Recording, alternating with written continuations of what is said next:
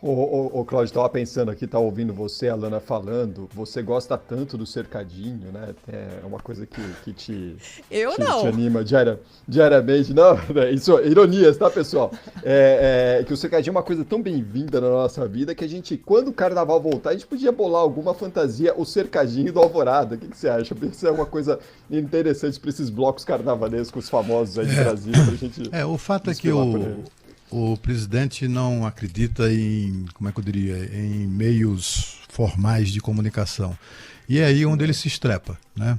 Porque, afinal de contas, cercadinho não é lugar para presidente da República se pronunciar, principalmente a respeito de assuntos muito sérios, né, que acabam gerando crise e tal, como a gente tem observado, né? O Palácio do Planalto, a presidência da República, desde sempre, tem um comitê de imprensa, tem lá dezenas de jornalistas destacados pelos veículos de comunicação para cobrir as atividades do presidente. O presidente quer dizer qualquer coisa, ainda que sejam coisas absurdas ou menos importantes, tem lá o pessoal do comitê de imprensa. Tem lá uma sala, muito que eu montei na minha época, de briefing, muito legalzinha, assim, melhor do que a da Casa Branca, que é uma porcaria, um ovinho pequenininho assim. É uma sala de briefing muito legal, né, bem instalada, etc e tal. O presidente tem alguma coisa para falar, convoca lá o pessoal para a sala de imprensa que eu vou fazer um pronunciamento, vou lá xingar o Barroso. E vai lá e faz. O que ele quiser fazer, ele faz. Ele tem o direito de fazer o que ele achar que deve, né?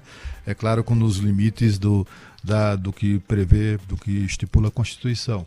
Mas não, ele prefere ignorar isso, a mídia formal, né, e vai para o cercadinho falar mal de tudo, inclusive da mídia formal, que está lá à disposição dele e precisando, à disposição da notícia, né, precisando com a missão, digamos assim, de levar ao seu público, ouvinte, telespectador, leitor, as atividades ou as afirmações e declarações do presidente da República. Então ele sempre faz isso de maneira impensada, o que é outra coisa que é muito ruim para ele, né, e para o país, né.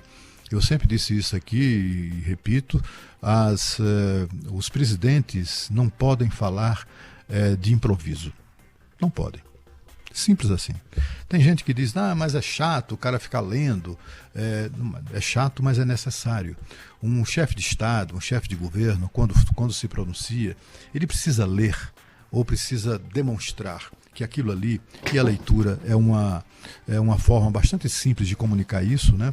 É bastante imediata de comunicar isso, que aquilo que ele está falando é produto de reflexão, é produto não é, de um bom período em que ele pensou sobre aquele assunto, etc. e tal.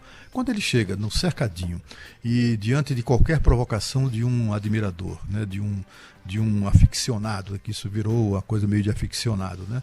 Qualquer provocaçãozinha lá de um admirador dele, ele já começa a entrar no mesmo diapasão e falar coisas que tem falado. Isso é algo que depõe, que acaba ficando ruim para ele e para todo mundo, e para o país, sobretudo, né?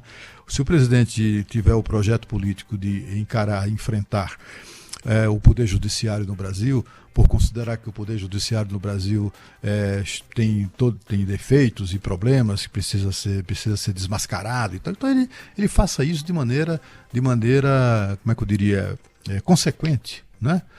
Consequente. Primeiro ele vai ter que ter um amparo ali de uma boa bancada no Congresso Nacional que apoie as suas iniciativas.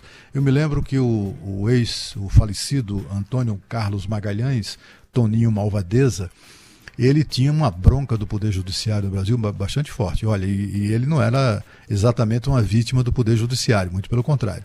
E o ACM, ele queria criar uma CPI do Poder Judiciário naquela ocasião, né? Houve uma primeira operação da Polícia Federal que prendeu um juiz em São Paulo. Como é o nome daquele juiz, Cris? Um juiz que foi... de cabeça, cabeleira branca, assim, uma juba branca e tal. Rocha. Ai, como que chama? Peraí que eu vou puxar aqui. Então, Satyagraha, né? aquela operação foi decorrente dessa pressão do ACM em cima do judiciário, né? Então, assim, mas o ACM, pelo menos, tinha a sensatez de fazer essas coisas, de tomar as iniciativas dele, algumas delas pura idiosincrasias, né? Mas havia também Rocha... Machado, Eu tô não, puxando. Rocha, enfim. Rocha alguma coisa. Aquele João Carlos da Rocha camarada, por Matos. exemplo, era uma das figuras que o ACM detonava, lembrava João que Carlos da ele Rocha vendia Matos. sentenças, que ele era assim, ele era assado. E, de fato, a investigação da Polícia Federal atestou a veracidade das suspeitas, das acusações. O cara foi preso na operação, acabou condenado, perdeu o cargo de juiz, etc, etc. Mas, assim, há meios de se enfrentar. Se o projeto político do Bolsonaro é enfrentar a justiça, há formas de fazer isso, né?